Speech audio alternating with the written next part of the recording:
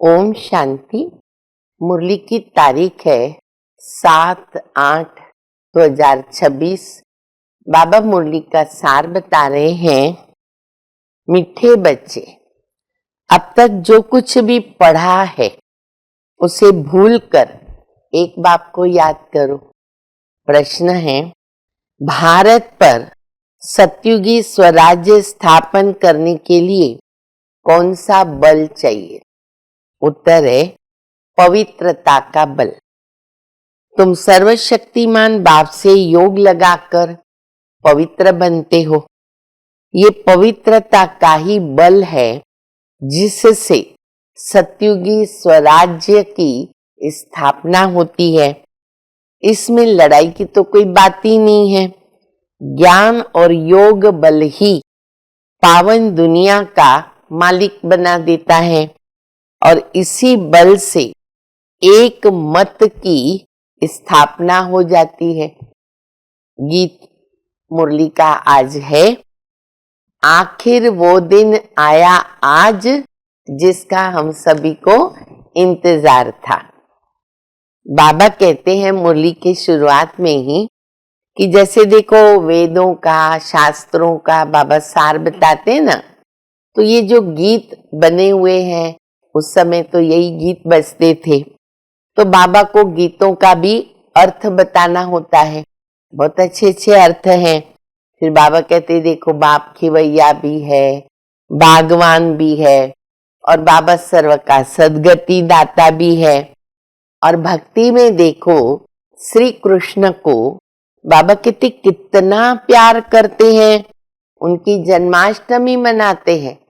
माँ कहती है बच्चा मुझे श्री कृष्ण जैसा चाहिए, लेकिन बाबा कहते राधे का जयंती नहीं मनाते। राधे से भी ज्यादा प्यार किसको करते हैं? श्री कृष्ण को करते हैं।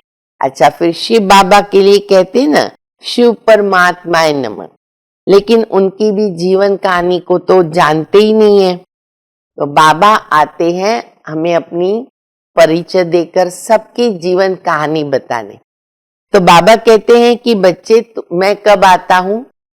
पुरुषोत्तम संगम युग पर, और तुम बच्चों को आकर पुरुषोत्तम बनाता हूँ। कहते हैं ना, उत्तम, मध्यम, कनिष्ठ, फिर सतो, रजो, तमो।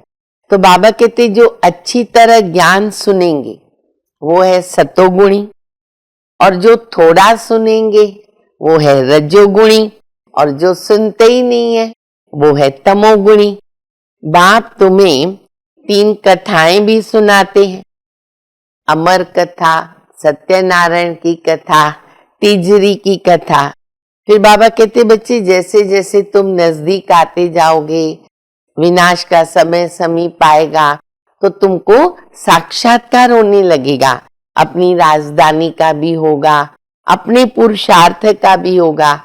पुरुषार्थ अगर कम तो फिर पद भी कम हो जाएगा।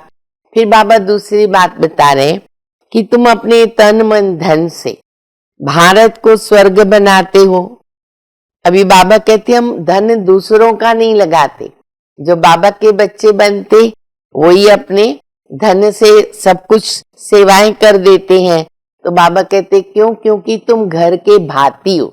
भाती माना मेंबर्स, सदस्य हो, और खर्चा भी तुम करते हो। और भविष्य में राज्य कौन करेगा? बाबा कहते राज्य भी तो तुम ही करते हो। बाबा कहते मैं थोड़ी करूंगा, न मैं तुमसे अभी कोई फीस लेता हूँ। बाप कभी बच्चों से थोड़ी फीस लेता है। बाबा तो पढ़ाते हैं, बाप भी बनते हैं, टीचर बन के पढ़ाते हैं, सतगुरु बनकर सदगति करते हैं। बाबा कहते मुझे तो कोई घर आदि भी बनाना नहीं है मेरे लिए कि मुझे कोई धन की आवश्यकता है। ये जो सभी तुम सेवा करते हो तो तुम्हारे लिए भविष्य में देखो हीरे जवाहरात आदियों के महल बनते हैं। वो किसके लिए बनते? हमारे लिए ही बनते हैं। हाँ, यहाँ बाबा कहते तुम छोटे छोटे मकानों में भी बाबा का सेंटर, हॉस्पिटल, यूनिवर्सिटी खोल सकते हो। दुनिया में तो उसके लिए बड़ी जगह चाहिए। बाबा का घर में हॉस्पिटल खोलना है तो बाबा कहते छोटे मकान में भी खोल सकते हो। फिर बाबा दूसरी बात बता रहे कि श्री कृष्ण की आत्मा और शरीर दोनों भी पवित्र हैं, इसके लिए क्या है कि सारी दुनिया उसको बहुत प्यार करती, नेक्स्ट गॉड कहते हैं ना, बहुत प्यार करती। और वैसे तो दुनिया में नियम है, छोटे बच्चों को सब प्यार करते क्योंकि वो महात्मा जैसे होते हैं, उनको महात्मा भी कहते हैं। फिर बाबा कहती कि तुमको अभी मैंने सब बता दिया, तुमको जो बनना है बनो। बाबा ने फुल मार्जिन दे दी। अब श्री कृष्ण भले फर्स्ट प्रिंस है, लेकिन बाबा कहते एक प्रिंस से तो नहीं होगा ना। प्रिंस ऑफ वेल्स कितने होते हैं, सेकंड थर्ड तो होते ही हैं, क्योंकि बाबा तो पूरी डिनास्टी स्थापन कर रहे हैं। माँ बाप के पिछाड़ी फिर उनके जो बच्चे होते हैं वो भी फिर गद्दी पर बैठते हैं। फिर बाबा ने जैसे कल भी बताया ना कि क्रिश्चियन और फिर श्री कृष्ण, राशि भी एक है और दोनों का कनेक्शन भी है। अभी भी बाबा कहते देखो उन्हों की लेन देन चलती रहती है, जो धन हमारे से लिया है वो रिटर्न भी दे रहे हैं।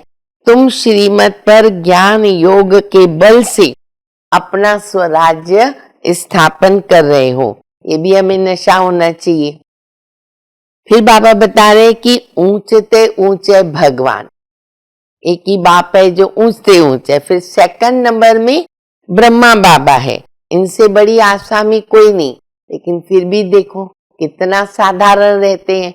बाबा कहते देखो आना जाना भी कहाँ करना होता है, ट्रेन में जाते हैं।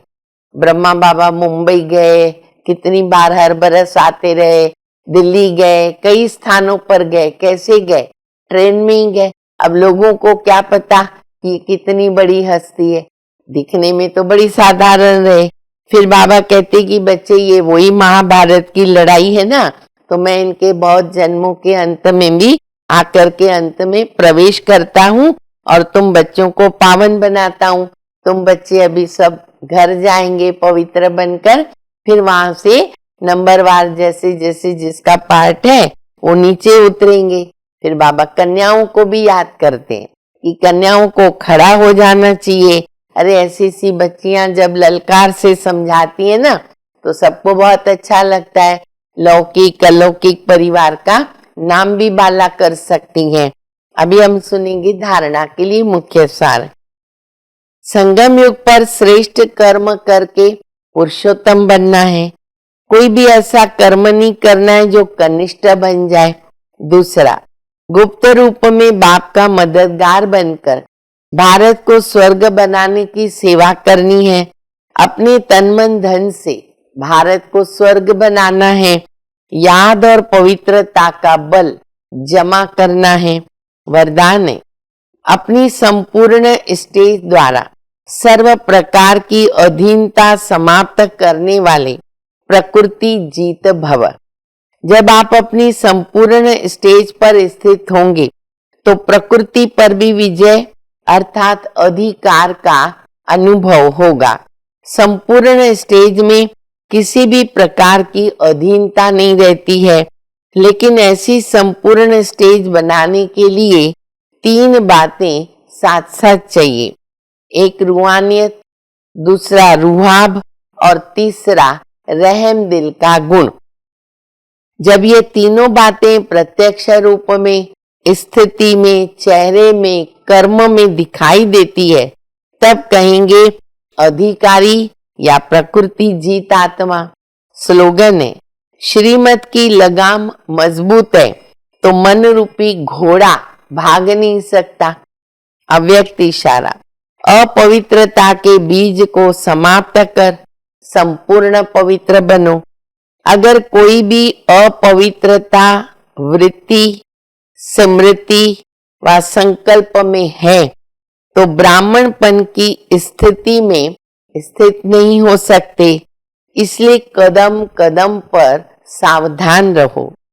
विशेषताओं के साथ अगर कोई एक भी कमजोरी है तो एक कमजोरी अनेक विशेषताओं को समाप्त कर देती है। अच्छा, मीठे मीठे सिकिलदे बच्चों प्रति माता पिता बाप दादा का याद प्यार। Good morning. रूहानी बाप की रूहानी बच्चों को नमस्ते। हम सभी रूहानी बच्चों की रूहानी माता पिता बाप दादा को याद प्यार। Good morning. नमस्ते नमस्ते, शुक्रिया बाबा शुक्रिया। ओम शांति।